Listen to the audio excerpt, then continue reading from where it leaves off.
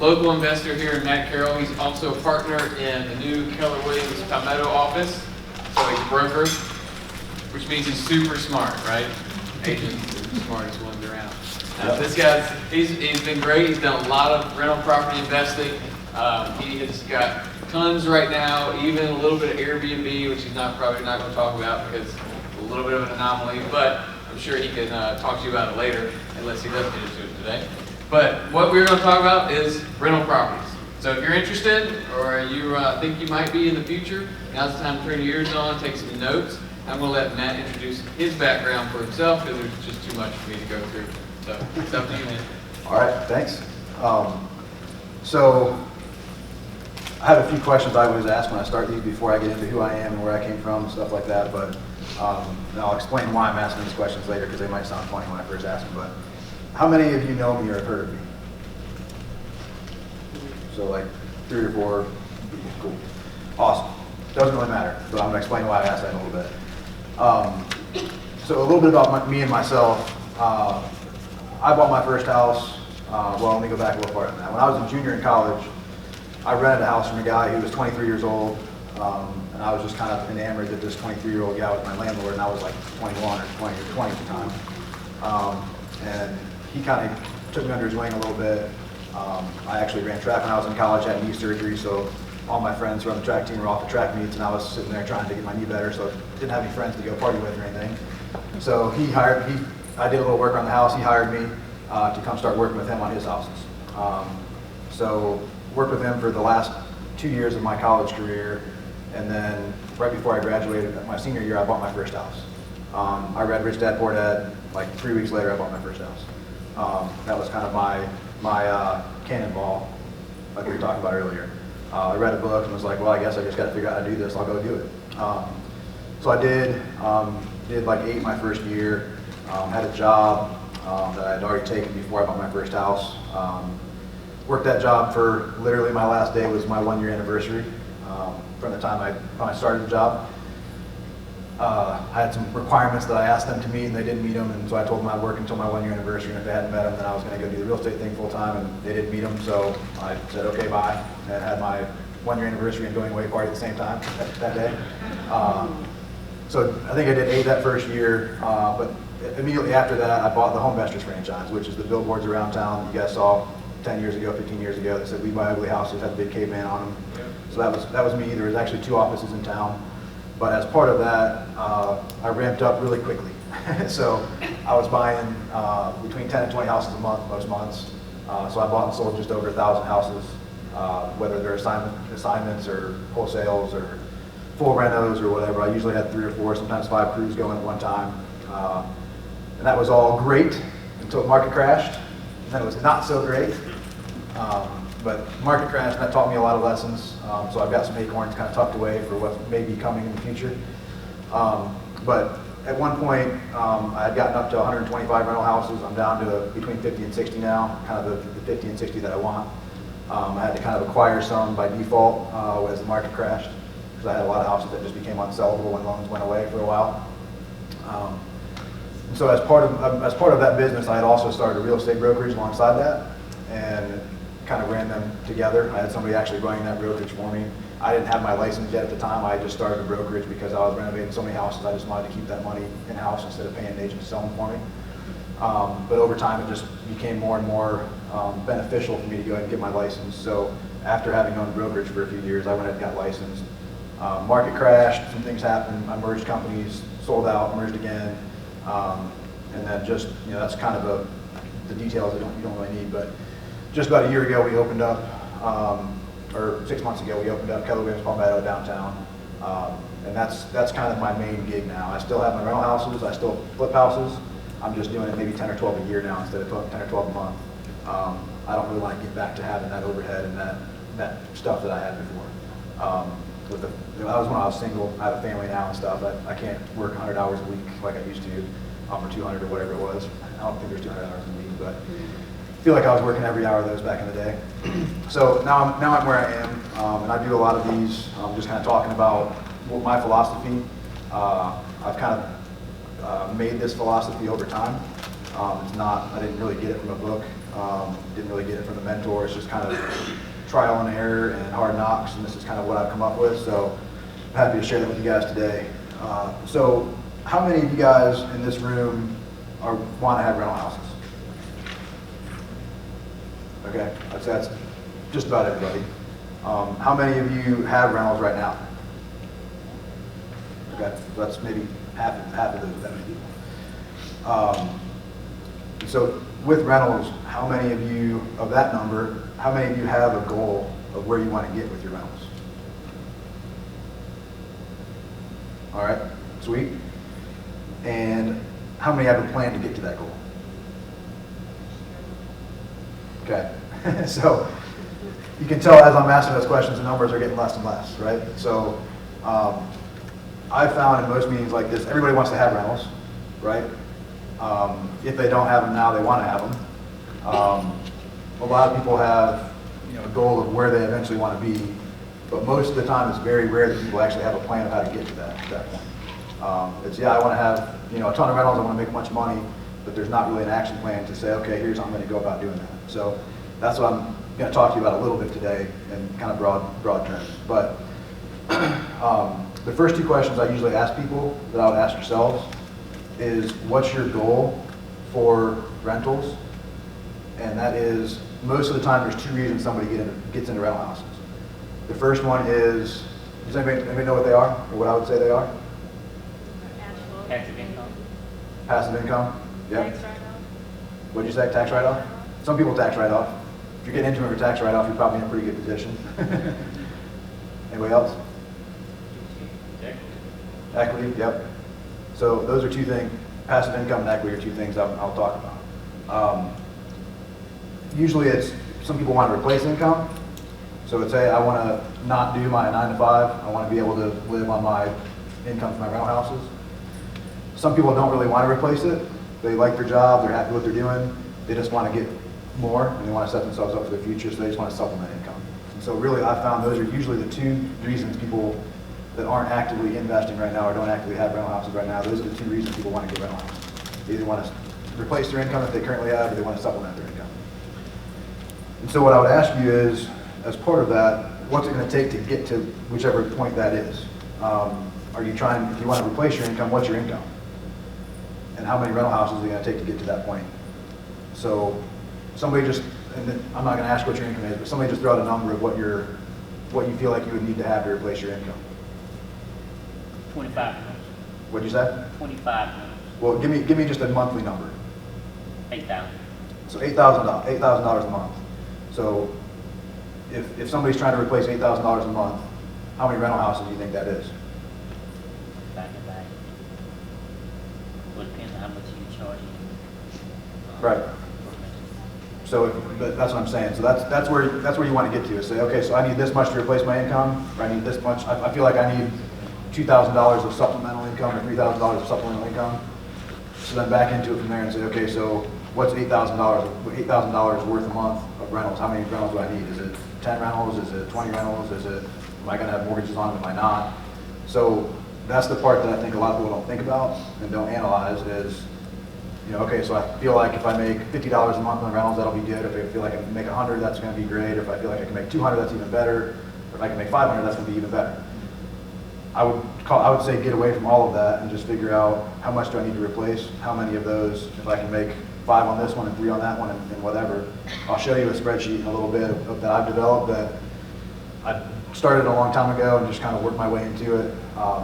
And it's a spreadsheet that shows me what my debt to income ratio is on each property, just a quick little simple spreadsheet. And that's what I've always used because I was told a long time ago by a banker that I work with that as long as I can keep my debt to income ratios, he'll loan me as much money as I want. And that was kind of, obviously music to my ears. Because where right now, people who own rentals, where have you been finding your money at? Small local banks. Small local banks? Where else? What'd you say? Credit unions. Credit unions? Who else? Private money? Yeah. So and that's what I was finding a lot of back in the day is that a lot of people were having to kind of hammer a square peg into a round hole to get a lender to give them money for a rental house.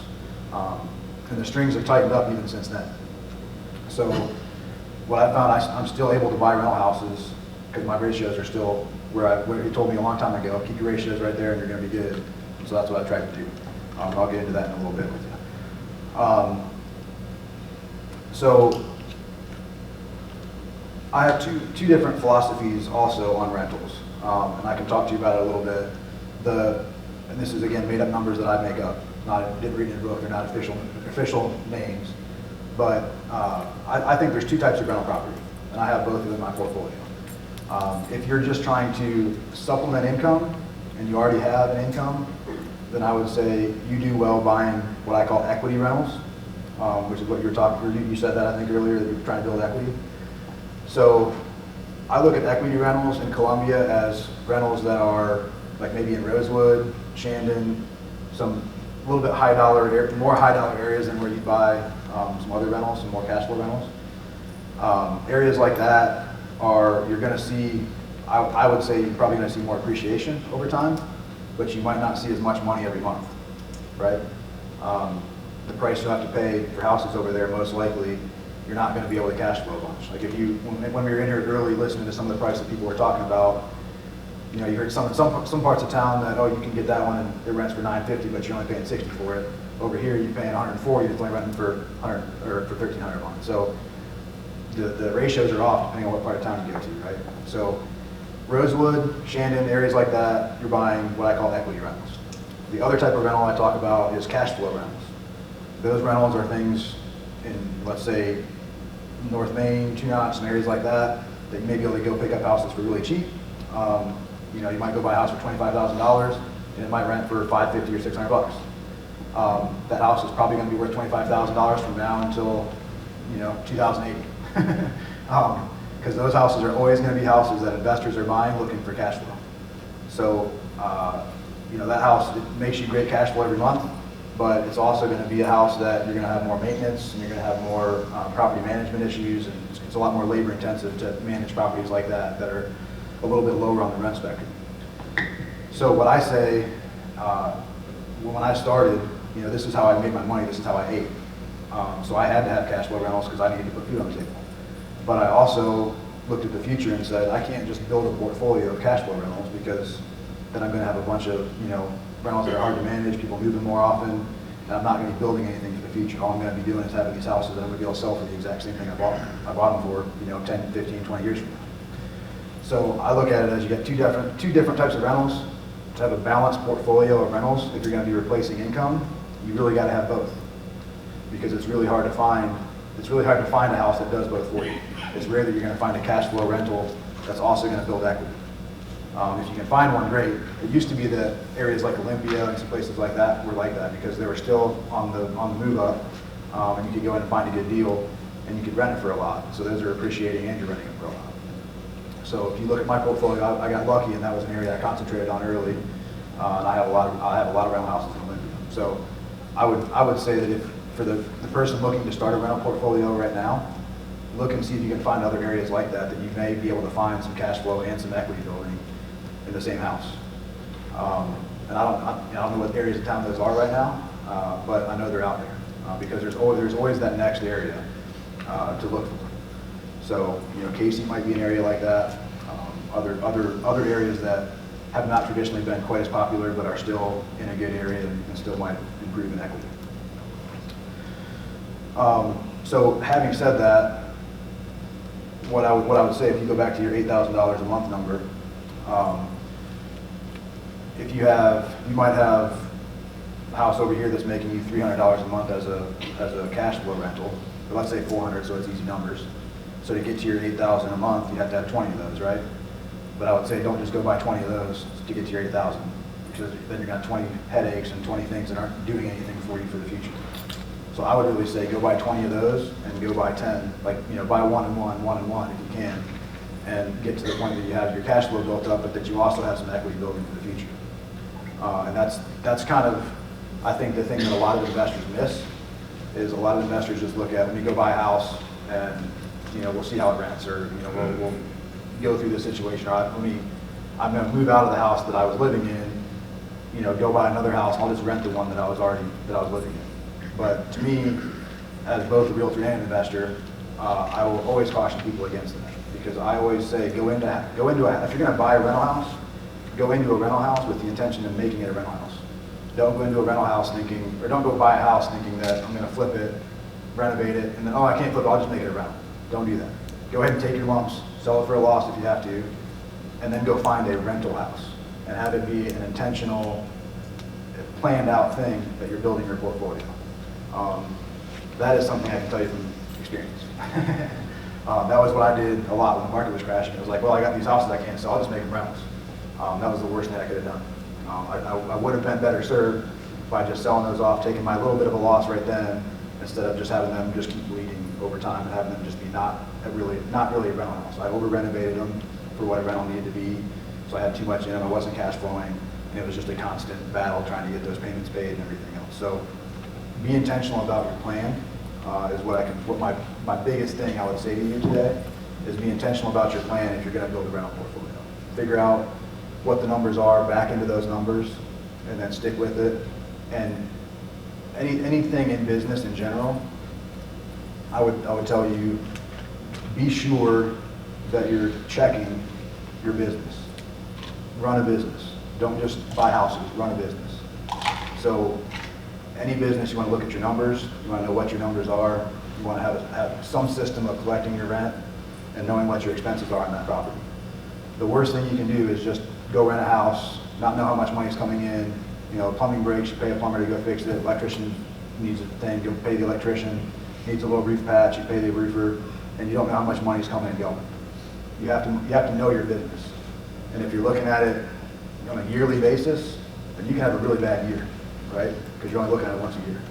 If you look at it every 6 months, then you might have a bad 6 months, but at least you can take action and fix it so the next 6 months aren't that bad and your whole year isn't bad.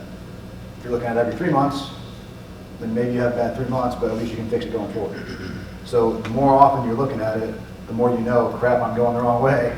Let me fix this, let me do what I need to do, go chase this rent or do whatever I need to do to go get my business back right again and make sure I'm not having a bad 6 months or bad year. That's probably the biggest thing I can tell you today. Because I did a lot of that. I did a lot of, let me just go buy this one, put a renter in it, go buy that one, put a renter in it, go buy that one, put a renter in it. And I wasn't really paying attention to what was going on behind me. It was just buy the next one, make the deal, make the deal, make the deal. And that's all great when the money's flowing and I'm flipping houses and making money from that and different things are happening. But it takes a market correction to go back and look and say, oh man, these things aren't really making me the money I thought they were making me because I haven't been paying attention to them. So just make sure that as you start, you're intentional about how you go, and that you're monitoring each one as you go, so that it's building like you want it to build, and you're not just doing it. It's kind of funny. We didn't talk about our, coasting through life or any of that earlier. But as he was talking about it, I was like, hey, Andrew, you're nailing it. Like that's leading right into what I was about to talk about. Because I did a lot of that. I did a lot of coasting through my rental houses. It was just, like I said. So don't coast either way. So I'm going to show you real quick. Move this out of the way. A spreadsheet. Oh, that's my daughter. So I'm going to show you the spreadsheet that I did. And if you guys have questions about it, feel free to ask. But this is just a way that I kind of manage and monitor or figure out how to buy a house right. And there's a couple of different things that I use on here. So let's see. So usually when you look at a house, you know about what it's going to rent for, right? Like most of the houses that we talked about early on, people were saying, oh, it's going to rent for this, it's going to rent for that, right? So throw out an example to me of one of those houses we talked about earlier. What's a monthly rent amount? $1,300. So $1,300. What I generally plan on is, so everybody knows allowances are things that allow you to factor in risk. So there's a 10% vacancy allowance that I allow, and there's a 10% maintenance allowance that I allow.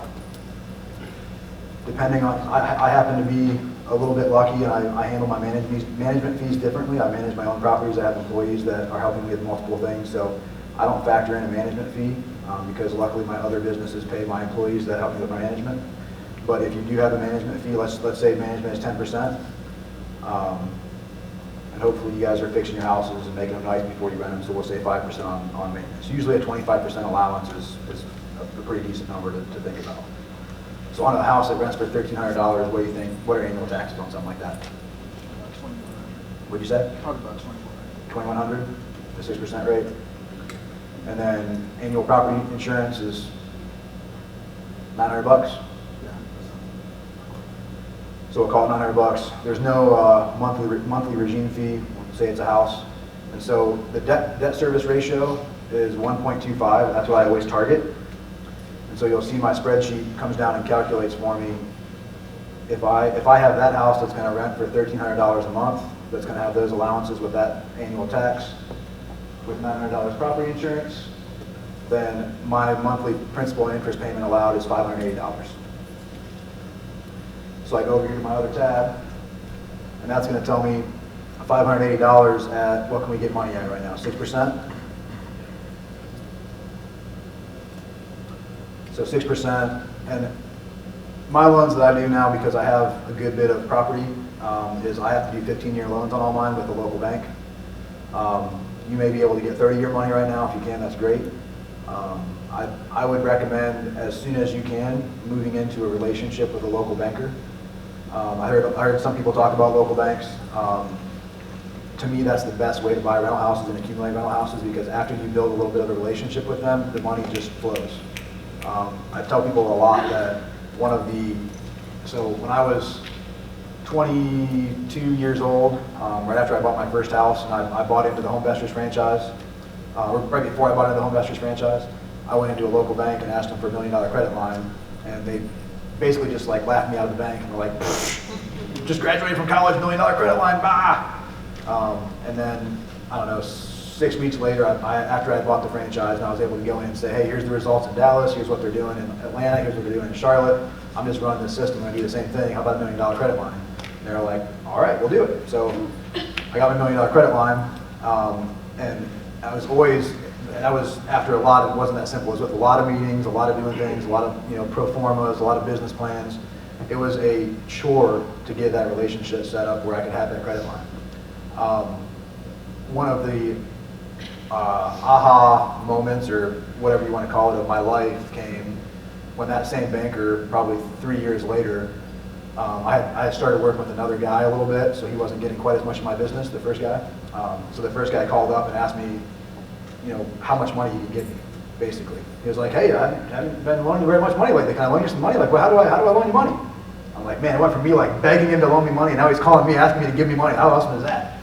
So that was one of my awesome moments. So luckily I've gotten to that point where I've got that 15-year relationship. The unfortunate part about that is that my loans are 15 years, but that also, from a risk perspective, it keeps me in check and makes sure that I'm paying that down quicker, and I'm not just barely paying any interest to it and not getting anywhere. So if you can make something cash flow at 15-year term with the 1.25 debt service, then you're pretty covered on risk, really covered on risk.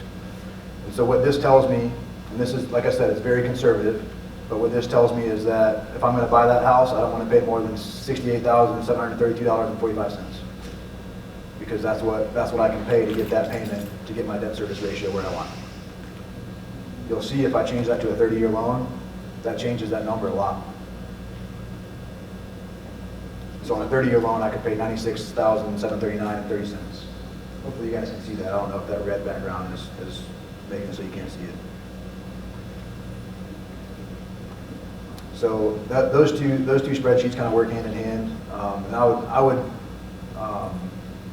recommend, you don't have to use this. There's probably a lot more complicated and complex spreadsheets out there.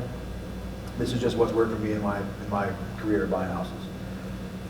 Another spreadsheet that I use is to figure out my rent, what rent I would have to rent something for to make it work, and to figure out what my ratio would be. So if I know that I can't, the property that I'm looking to buy, they're not going to go any lower than 90.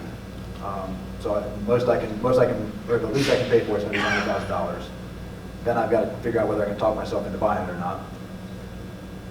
So let's say 6% interest on 15-year loan, that gives me a $759.47 a month payment. so if I want to calculate what rent that's going to work out at,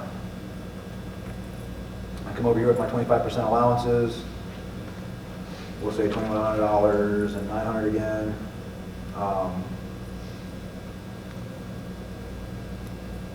So what that tells me is that I need about $1,000 a month to cover my expenses.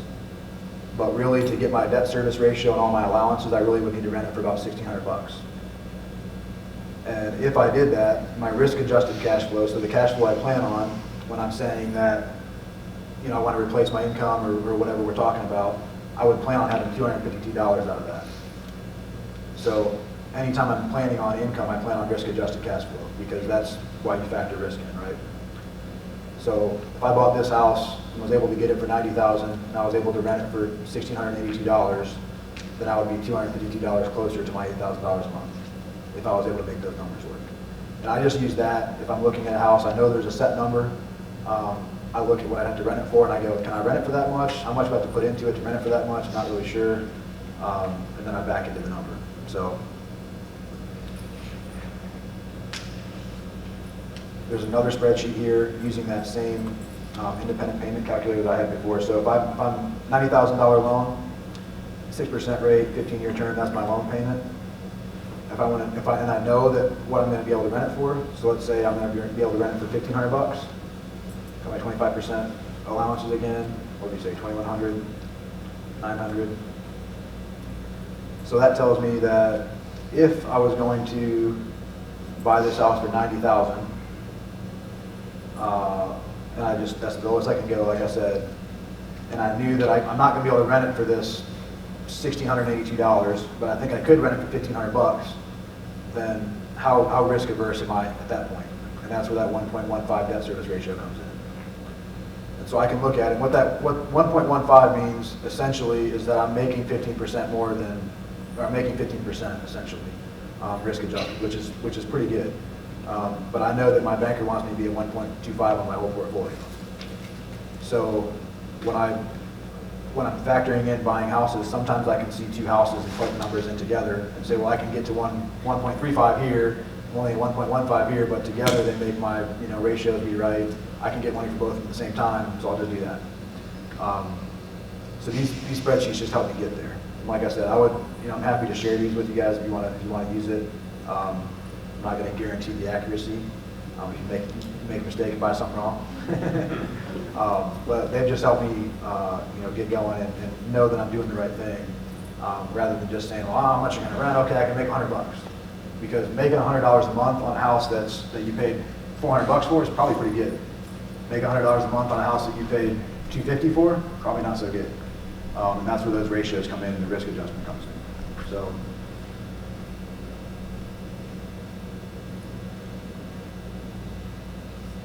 Assuming 100%. That's assuming that so there's some more things behind the scene that go on with that. But you'll see, where's that? Yeah, so on this one, you'll see I have repairs in there. So obviously if the house needs $20,000 in repairs, instead of paying 96 for it, I pay 76 for it. You just subtract those repairs off, and that's if you're not trying to build any equity for doing those 20,000 in repairs. So the way that I always use this was I very rarely go buy a house and just rent it because of what I've done for so long. Usually if I'm going to buy a house, I buy it for hopefully really cheap, put some money into it, and then put a loan on it after that. So I'll take the money back out at the end of the day. And so having these ratios tells me how much I can have in that house and be able to go to the bank and have them get all my money back. So instead of having to put 20% down or go buy one just that's already rented and put 20% down on it, I would rather go buy something, build up at least that 20% equity or however much equity I need to build up so I can be at this 1.25 debt to income ratio. And then I know when I go to my banker, I know how much money is going to give me back. So I can just show them these ratios and say, hey, here's where I'm at, here's what it is, here's property taxes, here's my allowances, so this is what the loan amount needs to be. He's like, yep, sounds good, and we do it. And I just know that as long as I have, less than that in it, hopefully, then I'm getting at least that much money back out of it. And then I got to do a whole different calculator on, what my rate of return is on my cash and all that stuff. So that's always been my goal, and luckily I've been able to meet those goals for the most part, and keep my whole portfolio right around that 1.25 to 1.30 ratio.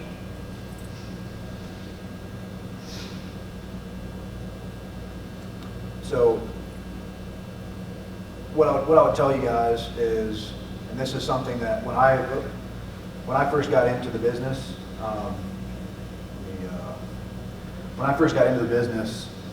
I was young, and we're all young once. Like I was young and cocky and wanted to buy a bunch of houses and wanted to have a bunch of billboards, and I wanted to be the man. So I wanted everybody to know me. And as I've gotten older and met more people and know more people that buy houses and sell houses and everything else, I realized I don't really care if anybody knows me. Like I just want to do my thing, and I would be perfectly happy to be that guy that has a bunch of rental houses and has other business going on and is making the money I need to make for my family, for the life I want to live, and I'd be cool if nobody knew me. My life is a lot easier and a lot less stressful when I don't have 70 billboards out there. So that's the reason why I asked earlier if anybody knew me. And I think there was like 4 people in here that knew me. So that's perfect with me. And that's what I would tell you guys is focus on the business, focus on running the business, making sure your numbers are right. Don't worry about, being this huge investor that everybody knows in town. There are those guys, and I'm sure they're doing great. But I've found in my experience that usually the guys that everybody knows are the guys that really aren't probably making much money for whatever reason, because they spend so much money getting people to know them. The guys that I've known that have done the best with rental properties and commercial properties and things like that are usually guys that just kind of sit back behind the scenes, do their thing, and make the life they want to have. So that's what I'll tell you guys. That's kind of what I got for you. So what questions do you guys have about any of that stuff that I went through? When you stated that you would just basically use your money and then basically refinance out, how quickly is your lender, since you built a long relationship, how quickly is your lender making you season that property? So let me talk about that for a little bit. So one thing that I think you'll find is when you start working with this is the reason why, is when you start working with a local bank and build that relationship, everything gets easier. There's hard money lenders, there's other private money, there's all these other things you can do. There's conventional loans. You can go to Bank of America or Wells Fargo or any of those places to get a conventional loan, and it's always jumping through a bunch of hoops. It's always like, oh, it's got to be seasoned, it's got to be this, it's got to be that. No, we can't do that. We can't check our boxes. Don't worry about that stuff. Go find somebody that's local, that's a commercial banker, and just build a relationship, because those guys aren't subject to all the RESPA rules that a regular traditional residential real estate broker or real estate mortgage lender is beholden to. They kind of make their own rules. They're a commercial banker. So they lend to you from a commercial side of things. And most of the time they're lending based on a relationship. They're not really lending based on the deal. They're lending based on you. So as long as they feel like you are going to make the payments and you have a history of making payments, then they can kind of sweep by with a lot less oversight. It's tightened up a lot, but back in the day when I had kind of access to a lot more credit line and things, really all I did was I did an analysis on the houses. I said, here's how much it's going to be worth afterwards, just kind of what you guys were doing earlier. Like, here's the ARV, here's how much it's going to take to fix it, here's what I can buy it for, give me some money. He was like, okay, no appraisal, no seasoning, no nothing. When I got done, it was like, hey, here's the lease, it's rented, so here's taxes, here's all that stuff. So the way I had it set up was everything that I would buy using my credit line. So I'd buy it with the credit line, get it fixed up, and then when I was ready to rent it, I would rent it, and then once I was able to go to the banker and get that moved off, I would get it moved off the credit line. So I would buy them all quick and easy. I mean, it was a 7 to 10 day closing, and that's really what it is. I'm saying was because things pre-market crash were a little bit easier than after-market crash, but it's still 12 to 14 days probably closing those. Luckily, I don't need him as much as I needed him, so I'm able to just buy things without him right now. So that part's easier, but I still have my rental loans with him. But credit line, you buy with credit line, move it over onto that permanent loan, and then go fill your credit line back up and move it over onto your permanent loan. And that's what he was saying, was as long as I can meet those ratios, and it's not just him, it's most banks in town, as long as you're meeting those ratios, banks are conservative, and they have standards. But as long as you're meeting those ratios, they'll just, I mean, you can take as many of those things and put them on that umbrella loan or whatever you want to call it, as you want to. And that's the way it worked. I had a credit line, and then I had kind of an unlimited amount over here for rentals.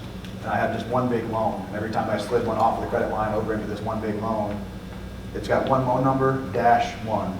Same loan number, -2. Same loan number, -3. And they would all have individual payoffs, so I wanted to sell one. But it was just one big umbrella loan at that bank that I could just keep sliding properties off of when I rented them. So I also used that credit line to flip houses. So usually and this is getting into more stuff than I need to talk about, I'm happy to talk about it, but I would usually flip a couple and then buy a rental. Flip a couple, buy a rental. Flip a couple, buy a rental. And I always said I was kind of flipping to feed my rental habit, is what I used to say. Like I'd flip houses, feed rental. Flip houses, buy rental. I'm not really buying as many rentals now because I've kind of gotten, my goal when I started was I wanted to have 50 houses by the time I was 35, and then I wanted to have those 50 paid off by the time I was 50. So I wanted to have by the time I was 35, have 50 houses, refinance them all, pull some cash out, put 15-year loans on them all, and then by the time I'm 50, have all those 15-year loans paid off. And then I'll have 50 houses paid off by the time I'm 50. So I'm not really, I've got those houses, and I'm not really buying more. I'm just trying to pay the ones down that I have. So when, obviously when a deal comes along, I can't pass up, I'm going to buy it. But I'm doing a lot more flipping now. I'm in some Airbnbs, like you're talking about. What else? Questions? Did that answer you? Yes, thank you. Yep. So you mentioned the acorns that you stashed away in the next. Are there any specific steps you've taken to kind of protect yourself from the next? So what I realized back then was I was very one-dimensional. I bought houses and I had some rentals, but that was all I did. And so I tried to diversify a little bit.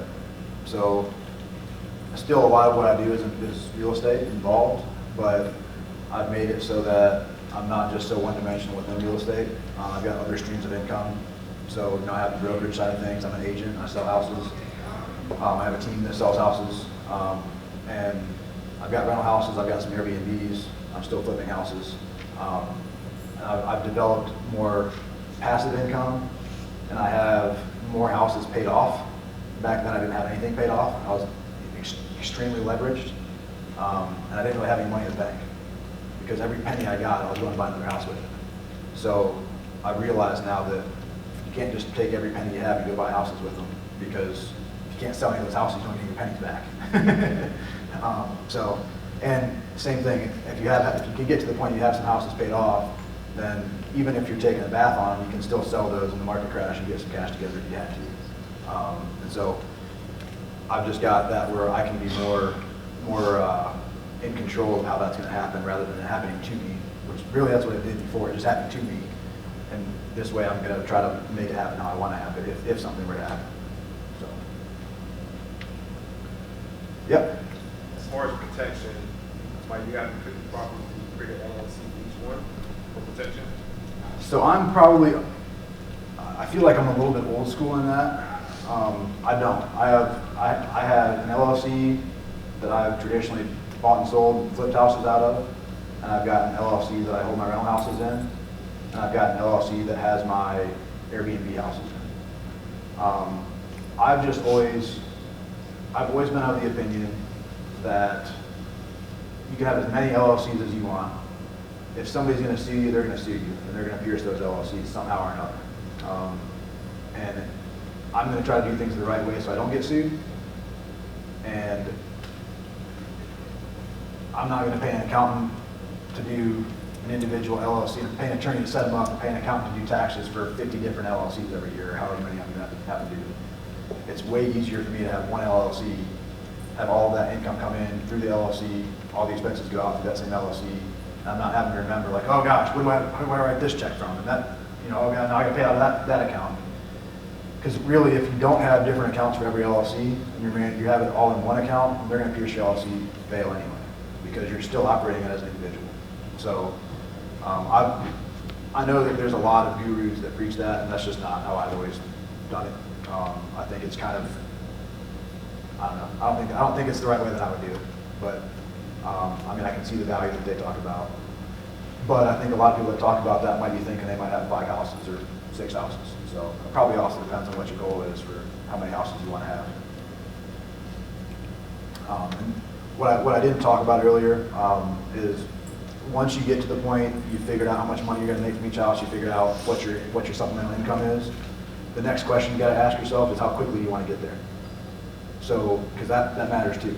You know, if you're trying to get to that $8,000 a month, and you're doing it $250 at a time, then how many houses is that going to take, and how long are you willing to wait, or how long are you willing for it to take to have that day where you can walk in and tell your boss you quit? And so, take that number, and then obviously back into how many houses a year that means, and then again, look at your numbers and look at what you're doing. So, if that tells you, hey, you got to buy 6 houses a year, that's 1 every 2 months. So if you look at it every 6 months and you only bought 1 house that 6 months, then you know, well, I got to go buy, you know, whatever it is. What did I say, 2 a month? So you got to go buy 5 that you know, next 6 months. If you're not looking at that, then you'll be 3 years down the road and realize, oh shit, I only got 3 houses the last 3 years, and I was supposed to buy, you know, 18 of them. Now what am I going to do to catch up? So now it's going to be 12 years instead of 10 years, or whatever that number is that you come up with for yourself. So that was kind of a key to what I was talking about that I forgot to mention. So, other questions about anything? Nope. Good. Awesome. Awesome. Thanks, I man. appreciate you guys having me.